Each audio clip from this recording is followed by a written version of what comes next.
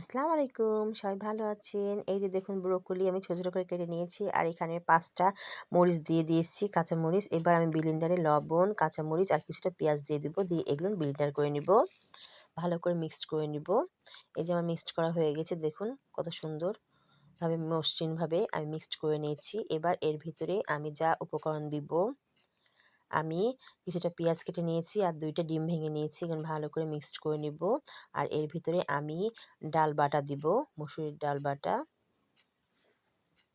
এগুলো আমি সব একসাথে সব নিয়ে ভালো করে মিক্সড করব। আর কিছুটা পরিমাণ আমি চাউলের আটা দিয়ে ভালো করে এগুলো মিশিয়ে নিব লবণ দিয়ে। ভালো করে মাখিয়ে নিয়ে আমি ছোট, ছোট এই যে চাপড়ি করব।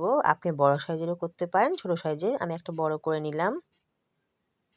ব্রকলির চাপড়ি খেতে অনেক টেস্টি হয়েছে।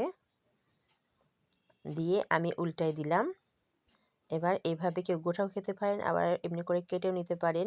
আমি এটা বড় বানালাম। এবার আমি ছোট, ছোট করে চাপড়ি বানাবো, ব্রকলির চাপড়ি। খেতে অনেক টেস্টি হয়েছে বিকালের নাস্তা। এই যে আমি এবার ছোট, ছোট করে বানিয়ে নিব। ছোট করে বানিয়ে নিলে পারে উল্টানোটাও সুবিধা হচ্ছে। আর দেখে কিছুটা পাকনের মতো সাইজ হয়েছে। খেতেও অনেক মজা লাগছে, সফট হয়েছে ভিতরে ডিম দেওয়ার কারণে। বিকালের নাস্তার জন্য এটা একটা সুন্দর একটা নাস্তা, বাচ্চাদের জন্য হেলদি। সবাই ভালো থাকবেন, সুস্থ থাকবেন। আমার নতুন নতুন রান্না দেখার জন্য আমন্ত্রণ জানিয়ে এখানে শেষ করছি। আল্লাহ হাফেজ।